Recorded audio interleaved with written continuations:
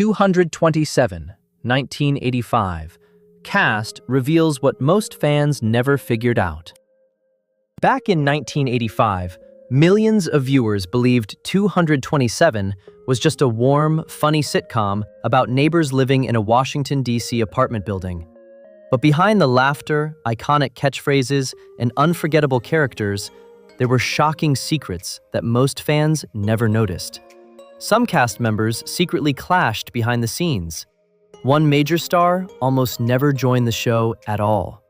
And as the series became more successful, tensions reportedly started growing over screen time, popularity, and creative control.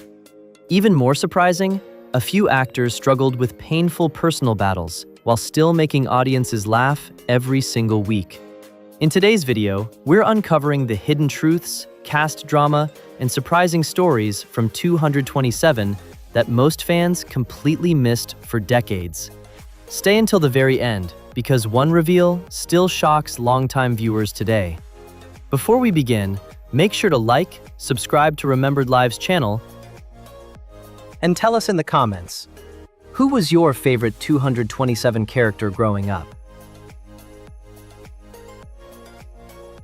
Marla Gibbs, Mary Jenkins. The most powerful black woman in 1980s situation comedy history hid an empire-building operation that even her own castmates did not fully understand. Margaret Teresa Bradley was born June 14, 1931 in Chicago, Illinois, the granddaughter of slaves and the daughter of working-class parents who emphasized discipline and self-reliance. After attending Peters Business School from 1950 to 1952, she worked as a receptionist and switchboard operator before landing a steady position with United Airlines as a reservations clerk. The single mother of 3 children, Angela, Elaine, Dorian, and Joseph, did not attempt professional acting until her early 40s, taking workshops at the Mafundi Institute and Watts Writers' Workshop in Los Angeles. Her breakthrough came in 1975 as Florence Johnston, the wisecracking maid on CBS's The Jeffersons. She continued working night shifts at the airline for the first 2 years of the show, terrified the role could vanish overnight. The character earned her 5 Emmy nominations across 11 seasons. When CBS abruptly canceled The Jeffersons in July 1985, Gibbs already owned the television rights to a stage play by Christine Houston called 227. She had personally produced it at her own Crossroads Theater in Los Angeles, which she founded in 1981. NBC greenlit the sitcom that fall, and Gibbs successfully fought network executives who wanted to make her character a single mother, demanding instead a stable, 2-parent black family rarely shown on primetime television. She served as uncredited executive producer with script approval, editing input, and creative oversight throughout the show's 5-season run. She also owned Marla's Memory Lane Jazz and Supper Club in South Central Los Angeles from 1981 to 1999. Now 94 years old, Marla Gibbs continues acting on shows like The Ms. Pat Show and remains one of Hollywood's most enduring trailblazers. Jackée Harry, Sandra Clark. The breakout star who electrified 227 with her high-pitched purr and signature hip-swaying walk privately carried a sadness so deep that she would later confess hating the very role that made her a legend. Jacqueline Yvonne Harry was born August 14, 1956, in Winston-Salem, North Carolina, and raised in Harlem, New York City, after her family relocated when she was a child. By age 14, she was performing as the King in her middle school production of The King and I. She graduated from the High School of Music and Art in Manhattan with distinction in opera, then earned her bachelor's degree in education from Long Island University. Before acting professionally, she spent 2 years teaching American history at Brooklyn Technical High School. Her first major television role was as Lily Mason on the soap opera Another World from 1983 to 1986, sharing scenes with a then unknown Morgan Freeman. When she auditioned for Sandra Clark in 1985, she instantly captured the role of the man-hungry, glamour-obsessed neighbor whose every entrance demanded attention. In September 1987, she made television history by becoming the first African-American woman to win the Emmy for Outstanding Supporting Actress in a Comedy Series, beating out 4 white nominees, including Estelle Getty from The Golden Girls. Her astronomical popularity created tension with co-star Marla Gibbs, leading NBC to develop a spin-off pilot titled Jackée in 1989, which the network rejected. Harry left as a regular cast member, but returned for guest appearances. In a heartbreaking Essence magazine interview years later, she revealed she had been miserable for 5 straight years playing Sandra, longing to be a serious dramatic actress like Diane Carroll or Rosalind Cash. Harry later starred in Sister Sister, 1994 to 1999, and Days of Our Lives alongside Gibbs, the two women now genuine close friends. Hal Williams, Lester Jenkins.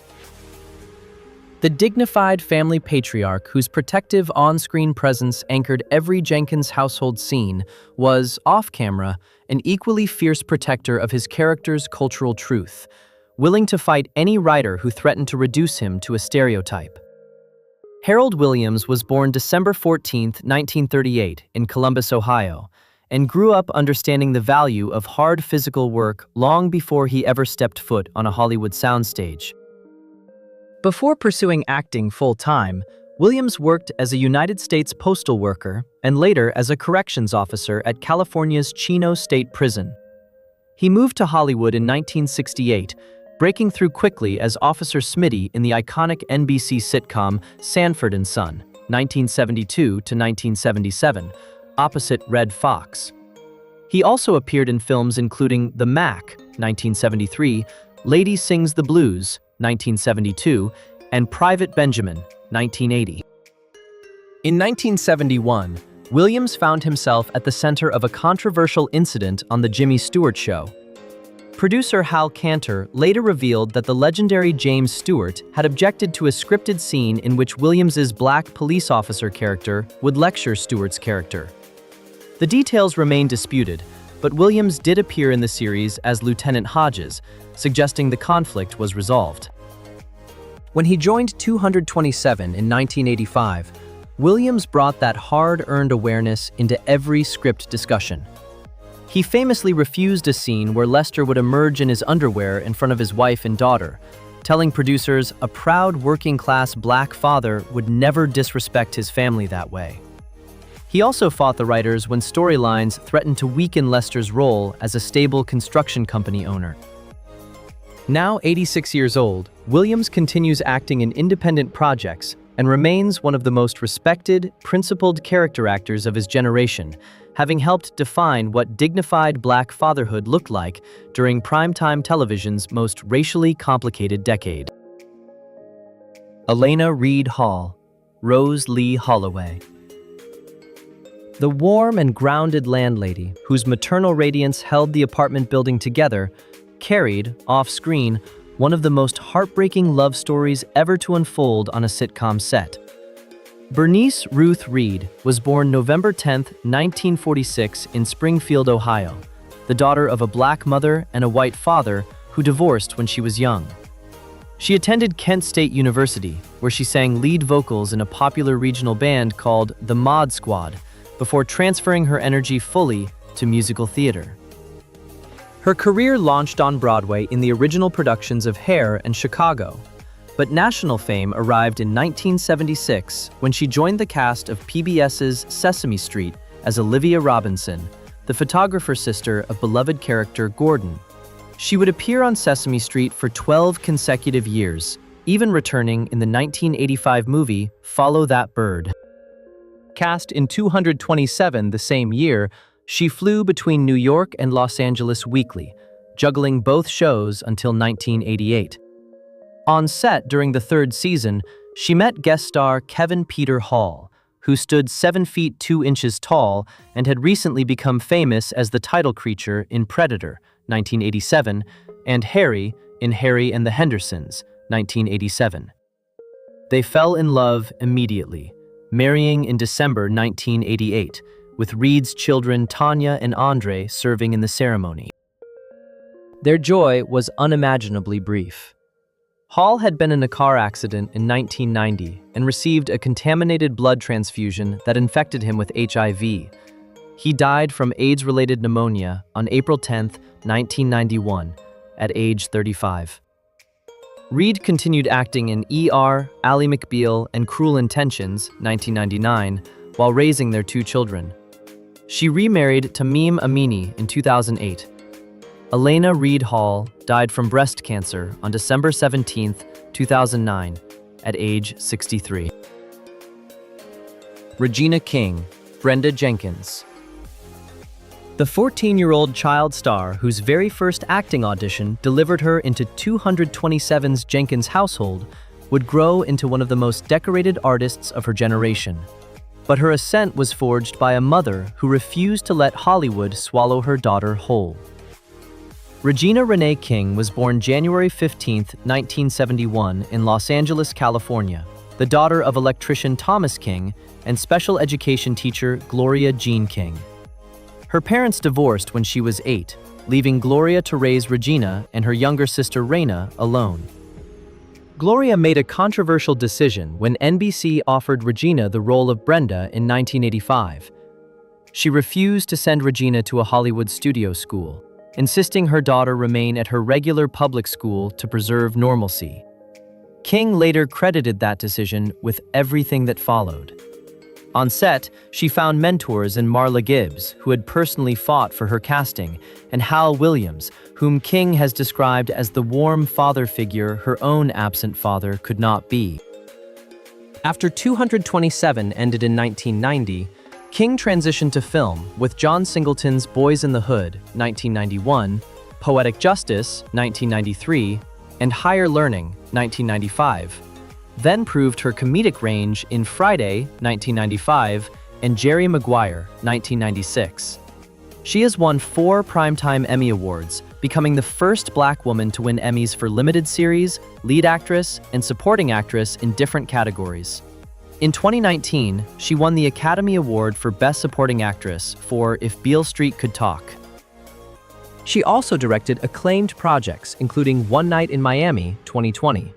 On January 19, 2022, her only child, Ian Alexander Jr., died by suicide at age 26 on his birthday.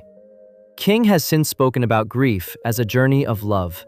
Now 55 years old, she continues acting and directing with extraordinary grace. Helen Martin, Pearl Shea. The window-leaning gossip, whose sharp commentary punctuated nearly every scene of 227, represented one of the longest acting careers in American history, spanning more than 6 decades and reaching back into eras most living performers can only read about. Helen Dorothy Martin was born July 23, 1909, in St. Louis, Missouri, and grew up primarily in Nashville, Tennessee, where her parents pushed her toward classical piano training before she defied them to pursue performance. She moved to New York City during the Great Depression and supported herself working as a domestic servant while auditioning by night. In 1940, she co-founded the American Negro Theater in Harlem alongside Abram Hill, Frederick O'Neill, and Austin Briggs Hall. This historic theater launched the careers of Sidney Poitier, Harry Belafonte, and Ruby Dee, fundamentally reshaping Black American theatrical tradition. Martin made her Broadway debut in 1937 and worked steadily for decades. She starred in Orson Welles' groundbreaking 1941 Broadway production of Richard Wright's Native Son, and appeared in original productions including On Striver's Row and Take a Giant Step. Her television career expanded in the 1970s with appearances on Good Times as Wanda Weeping Wanda Williams, What's Happening, The Jeffersons, and most famously on 227, where she was the only cast member to appear in all 116 episodes from 1985 to 1990. She had a wild personality off-camera. During a memorable late-night talk show appearance, when asked about a role where she played a grandmother who smoked marijuana, Martin happily declared her love for reefer and added that if she had not become an actress, she would have been a stripper, even performing a brief dance. She also appeared in Don't Be a Menace to South Central While Drinking Your Juice in the Hood, 1996. Helen Martin passed away on March 25, 2000, at age 90. Curtis Baldwin, Calvin Dobbs. The fresh-faced teenager who became Brenda Jenkins's first on-screen love captured the awkward sweetness of adolescence in a way that made fans root for the apartment building's young couple across multiple seasons. Curtis Baldwin grew up dreaming of Hollywood from his early years, training in performance before landing his first major role on 227 in 1985 as Pearl Shea's grandson, Calvin. His character was a quiet but persistent presence on the stoop and in the hallways, eventually winning over the precocious Brenda after seasons of will they, won't they tension. Baldwin appeared throughout the show's run, evolving as Calvin transitioned from teenage crush to young adult, navigating life alongside the Jenkins family. After 227 ended in 1990, Baldwin's career slowed significantly.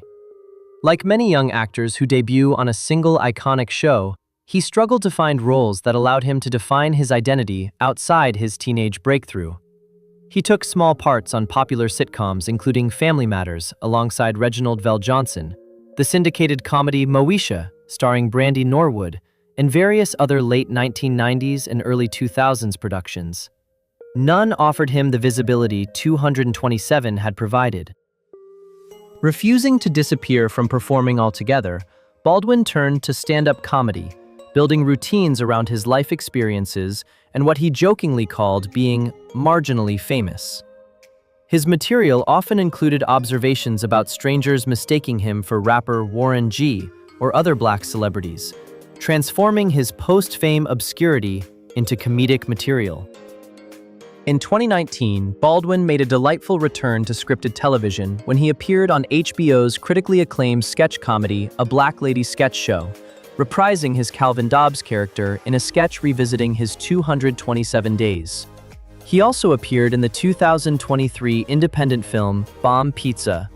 His ongoing journey shows that even brief childhood fame can fuel decades of creative work outside the spotlight, on the comedy circuit, and in the hearts of devoted nostalgia fans. Kevin Peter Hall, guest star. The man whose towering 7-foot 2.5-inch frame transformed action cinema in the late 1980s was, off-screen, a gentle giant whose love story with Elena Reed Hall and tragic premature death became one of Hollywood's most heartbreaking secret tragedies. Kevin Peter Hall was born May 9, 1955 in Pittsburgh, Pennsylvania, in a family of remarkable physical stature. His mother stood 6 feet 2 inches and his father stood 6 feet 6 inches. He attended George Washington University on a basketball scholarship before pivoting to acting in Los Angeles. His height initially typecast him in monster roles. He played the alien hunter in John McTiernan's Predator, 1987, opposite Arnold Schwarzenegger, then reprised the role in Predator 2, 1990, with Danny Glover. He also famously portrayed Harry, the gentle Sasquatch in Harry and the Hendersons, 1987, directed by William Dear, both in the original film and the 1991 television series that ran until 1993. When Hall guest starred on 227 in 1988, the on-set chemistry with Elena Reed transformed instantly into real-life romance. They married in December 1988 after a year of courtship, with the show's writers eventually incorporating their union into Rose's storyline during the final season in 1990. Tragedy was already unfolding in secret. In late 1990, Hall was involved in a serious automobile accident requiring emergency surgery and blood transfusion. The donated blood was contaminated with HIV, an undetected risk during that era of inadequate blood screening. Hall publicly announced his diagnosis while filming the Harry and the Hendersons television series. Kevin Peter Hall died on April 10, 1991, from AIDS-related pneumonia at age 35, just 3 years after marrying Reed and less than a year after the contaminated transfusion. His sudden death shocked the entertainment industry and helped fuel advocacy for safer blood screening protocols nationwide. Christine Houston, Playwright of 227. The Chicago-born playwright, whose creative vision unknowingly birthed one of the most beloved black family sitcoms in American television history, made history twice over, without ever fully receiving the spotlight her words deserved. Christine Houston grew up at 227 East 48th Street on Chicago's South Side, a working-class apartment building where the women in her neighborhood created their own unforgettable comedy through gossip, friendship, and survival. In 1978, Houston wrote a stage play titled 227, set in 1950s Chicago and inspired entirely by the apartment of her childhood. The drama focused on black women navigating love, ambition, and community within a single building. It won the prestigious Norman Lear Award at the Kennedy Center American College Theater Festival, an early recognition of its power and authenticity. The play caught the attention of actress and theater owner Marla Gibbs, who produced it at her Crossroads Theater in Los Angeles, with Gibbs herself starring. The production became a regional hit, leading Gibbs to purchase the television rights and pitch the property to NBC after The Jeffersons ended in 1985. When 227 premiered on September 14, 1985, Houston became the first African-American woman in television history to receive a "created by" credit on a primetime network series. This pioneering credit alone redefined credit structures for future black female creators. Although the network relocated the setting from 1950s Chicago to contemporary Washington, D.C., Houston's foundational characters, relationships, and tonal sensibility remained recognizably intact across all 5 seasons. Houston continued teaching and writing for theater audiences in the Chicago area, mentoring young black playwrights and ensuring her pioneering achievement was passed forward. She rarely sought public attention, preferring to remain the quiet architect behind a national phenomenon. Her trailblazing legacy continues inspiring young African-American women writers determined to claim their own "created by" credits in television's evolving landscape today. Angela Elaine Gibbs, stage play producer. The daughter who quietly orchestrated her mother's transition from sitcom co-star into Hollywood empire builder played a critical, often invisible role in launching one of the most successful black sitcoms of the 1980s. Angela Elaine Gibbs was born to Marla Gibbs and her then-husband Jordan Gibbs, growing up in Detroit and later Los Angeles during the family's pivotal early 1960s relocation that would eventually transform her mother's life. Angela inherited her mother's love of performance and entered the entertainment industry herself, working as both an actress and theatrical producer. By the early 1980s, she had become a driving creative force at the Crossroads Theater in Los Angeles, the venue her mother had personally founded in 1981 as a launchpad for black theatrical talent that mainstream Hollywood was still actively excluding. It was Angela who discovered Christine Houston's award-winning stage play 227 and produced it at Crossroads with her mother in the lead role of Mary. The production won critical acclaim and proved the property had genuine commercial potential beyond regional theater. Without Angela's producing instincts and willingness to take a creative risk on Houston's work, the entire sitcom franchise would likely never have materialized. Angela continued working as an actress throughout her career, appearing in television projects including Family Matters, Rock, Martin, and various film productions. She also stayed deeply involved in arts education, co-founding a performing arts school with her mother dedicated to training young black performers who might never otherwise access professional theatrical training. Her behind-the-scenes role in making 227 happen remains one of the most underappreciated origin stories in black sitcom history. As Marla Gibbs aged into her 90s, Angela has continued caretaking and managing the family's creative legacy, ensuring her mother's contributions to American television history are preserved, honored, and properly contextualized for new generations of viewers. Norman Lear, executive producer. The most influential American television producer of the 20th century gave 227 the institutional weight it needed to thrive, although his role in the show is often overshadowed by his more famous productions. Norman Milton Lear was born July 27, 1922, in New Haven, Connecticut, to Jewish immigrant parents. He served as a radio operator and gunner on more than 50 World War II combat missions before launching one of television's most consequential careers. His sitcoms, All in the Family, 1971, Maude, 1972, Sanford and Son, 1972, Good Times, 1974, and The Jeffersons, 1975, where Marla Gibbs first earned national fame, fundamentally transformed how American television approached race, class, and politics. At his peak in the mid-1970s, his shows reached over 120 million viewers weekly, dominating Nielsen ratings and reshaping cultural conversation. When Gibbs pitched 227 to NBC in 1985 after The Jeffersons was canceled, Lear's creative endorsement helped secure the green light.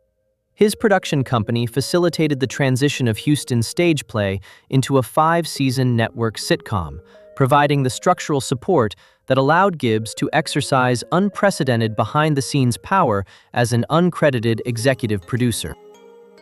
While Lear was less hands-on with 227 than his earlier landmark series, his backing legitimized the project at a moment when network executives remained skeptical of Black-led sitcoms, following the cancellation of multiple similar shows. His relationship with Gibbs spanned 3 decades, beginning with The Jeffersons in 1975. Lear won 6 Primetime Emmy Awards, received the Kennedy Center honors in 2017, and was awarded the Presidential Medal of Freedom by Bill Clinton in 1999. He also founded People for the American Way in 1981, a progressive advocacy organization that continues operating today. Norman Lear passed away on December 5, 2023, in Los Angeles at age 101, leaving behind a television legacy unmatched in American broadcasting history. Sherman Hemsley. Reference. The man whose name will forever be inseparable from Marla Gibbs's career did not personally appear in 227, but his decade-long partnership with her on The Jeffersons made everything that followed possible. Sherman Alexander Hemsley was born February 1, 1938 in South Philadelphia, Pennsylvania. He served 4 years in the United States Air Force before discovering the theater, eventually moving to New York City to study acting professionally. Hemsley first attracted Broadway acclaim as Gitlow in the 1970 musical Purlie alongside Cleavon Little. Norman Lear cast him as George Jefferson on All in the Family in 1973, then spun the character off into The Jeffersons in 1975. For 11 seasons until 1985, Hemsley delivered one of television's most memorable performances as the cocky, strutting, dry-cleaning entrepreneur whose verbal battles with Marla Gibbs's Florence Johnston became legendary. The chemistry between Hemsley and Gibbs was electric. Their improvisational sparring matches, particularly the infamous arguments about her cooking and his height, became iconic moments of 1970s and 1980s television. Both performers earned multiple Emmy nominations, with Gibbs earning 5 and Hemsley earning 1 in 1985 for the show's final season. When CBS abruptly canceled The Jeffersons in July 1985, both stars went different directions. Hemsley starred in Amen, 1986 to 1991, on NBC as Deacon Ernest Fry, while Gibbs immediately pivoted into 227. The two reunited at various NAACP Image Awards ceremonies, retrospective specials, and reunion documentaries celebrating Black sitcom history throughout the 1990s and 2000s. Hemsley also voiced characters in the animated series Dinosaurs, 1991 to 1994, as B.P. Richfield. He passed away on July 24, 2012, in El Paso, Texas, at age 74 from superior vena cava syndrome related to lung cancer. His on-screen partnership with Marla Gibbs remains one of the most beloved comedic pairings in American sitcom history, the foundation upon which her 227 stardom was built. John Singleton, director who brought Regina King to the big screen. The visionary filmmaker who transformed Regina King from teenage sitcom star into one of cinema's most respected dramatic forces redefined what young Black directors could achieve in Hollywood, all while burning through life with the urgency of someone who somehow knew he wouldn't get nearly enough time. John Daniel Singleton was born January 6, 1968 in Los Angeles, California, the son of mortgage broker Danny Singleton and pharmaceutical sales executive Sheila Ward Johnson, who never married. Singleton attended the University of Southern California School of Cinema Television, graduating in 1990. Almost immediately upon graduation, he wrote and directed Boys in the Hood, 1991, at just 23 years old. The film grossed $57 million on a $6 million budget, and earned Singleton Academy Award nominations for Best Director and Best Original Screenplay, making him the youngest person and first Black filmmaker ever nominated for Best Director. He cast Regina King, then 20 years old, in his second feature, Poetic Justice, 1993, which starred Janet Jackson and Tupac Shakur. Singleton continued mentoring King throughout her transition from sitcom child star into serious dramatic actress, casting her again in Higher Learning, 1995, opposite Ice Cube and Omar Epps. He treated her as a creative collaborator rather than just talent, helping her develop the layered emotional craft that would later earn her 4 Emmy Awards and an Academy Award. Singleton's subsequent films included Rosewood, 1997, Shaft, 2000, Baby Boy, 2001, Too Fast, Too Furious, 2003, and Four Brothers, 2005. He also created the FX crime drama Snowfall, 2017 to 2023, exploring the 1980s crack cocaine epidemic in Los Angeles. On April 17, 2019, Singleton suffered a major stroke at age 51 and was placed in a medically induced coma.